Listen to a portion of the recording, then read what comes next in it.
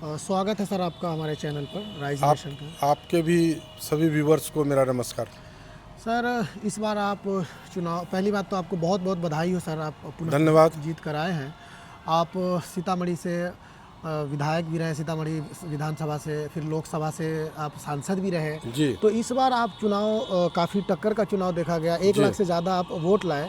तो मेरा पहला सवाल ये है सर कि क्या लगता है आपको कि जीत का आपके कारण यहाँ मोदी जी आकर के प्रचार प्रसार किए आपके पक्ष में, एनडीए के समर्थन में, या आपने विधानसभा में रहते हुए जो कार्य किए और लोकसभा में जो कार्य किए, उनका फैक्टर क्या बड़ा फैक्टर आपकी देखिए, जीत सभी फैक्टर को मिलाकर जीत होती है, किसी एक फैक्टर पर जीत नहीं होती है।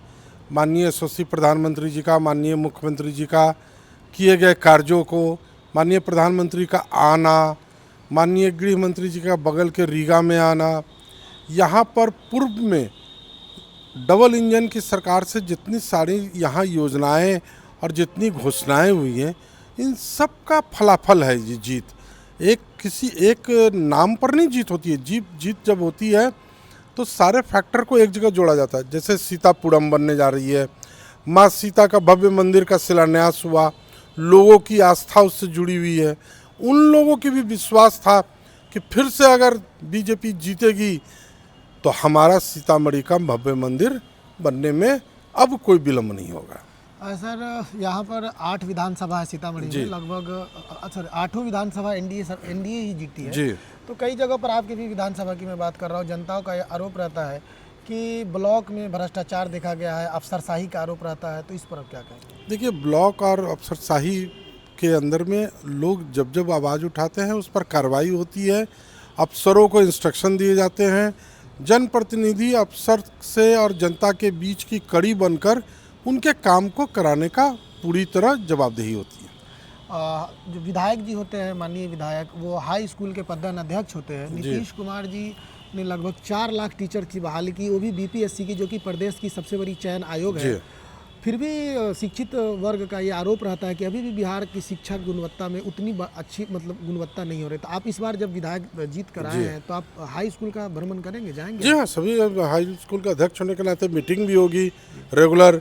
स्कूलों के रख रखाव, क्लासों के बच्चों का अटेंडेंस अप टू मार्क हो, पता नहीं चला कि खाली टीचर बैठे हुए हैं, बच्चे नहीं आ रहे हैं, और बच्चों को गुणवत्तापूर्वक की पढ़ाई भी मिले, ये सुनिश्चित करने का काम हर एक विधायक को अपने विधानसभा क्षेत्र में स्कूल के अध्यक्ष होने के नाते करना है।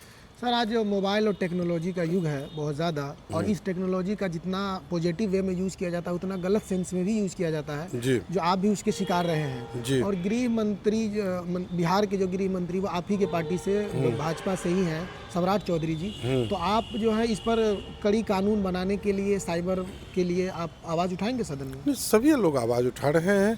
कोई एक दिन मैं बना हूँ, कल दिन दूसरा कोई बना है, ये तो फेक वीडियो बनाकर AI का यूज़ करके, और ये सारे लोग किए गए हैं। इस पर हर चुनाव के समय में किसी न किसी को लोग टारगेट बनाते हैं। इसके काम में लगे हुए कुछ लोग इस धंधे में हैं। और अभी तो खुद DGP साहब ने बयान दिया है कि कोई भी किसी प्रकार का कोई वीडियो लोड करेगा उस पर कानूनी कार्रवाई होगी। सर ये किसी को राइट नहीं है कि आप कोई भी इस प्रकार के वीडियो को लोड कर सकते हैं। जिन्होंने आपके साथ ऐसा किया, अब तक उनकी गिरफ्तारी भी नहीं हुई है? ये तो पुलिस का मामला है, उस पर पुलिस उस पर कार्रवाई कर रही है।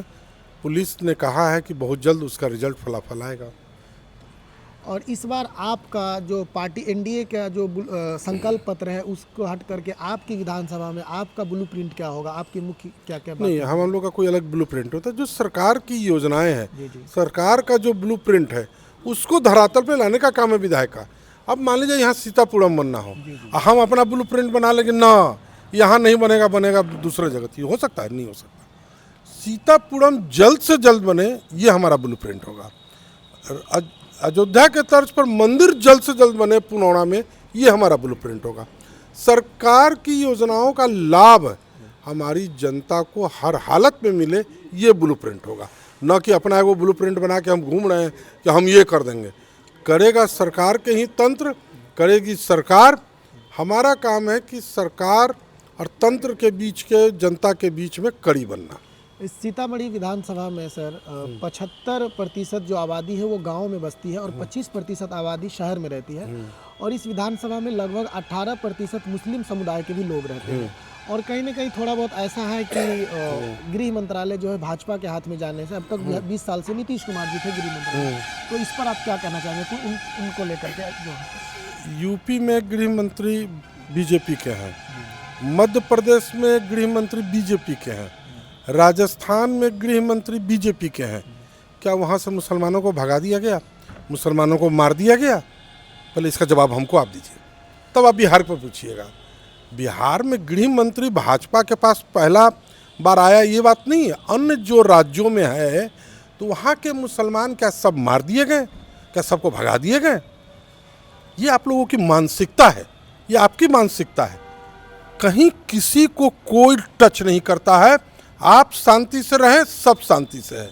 आपके मन में यह अशांति का प्रश्न है, दूसरे को आप अशांत कर रहे हैं। आप शांति से रहिए।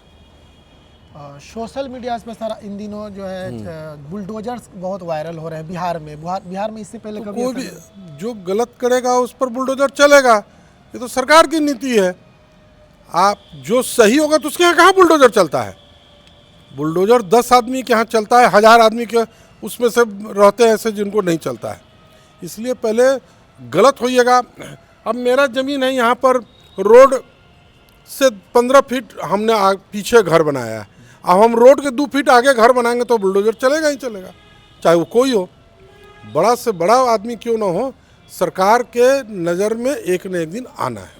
अंत में जो आप अपनी तरफ से बातें रखना चाहते हो सर विधानसभा के लोगों को? और मैं पूरे सीतामढ़ी जिला के और साथ में सीतामढ़ी विधानसभा के लोग को कहता हूँ, 5 साल अमन, चैन, शांति और आपकी समृद्धि ही मेरा सबसे बड़ा लक्ष्य है, मेरा सबसे बड़ा ब्लूप्रिंट है।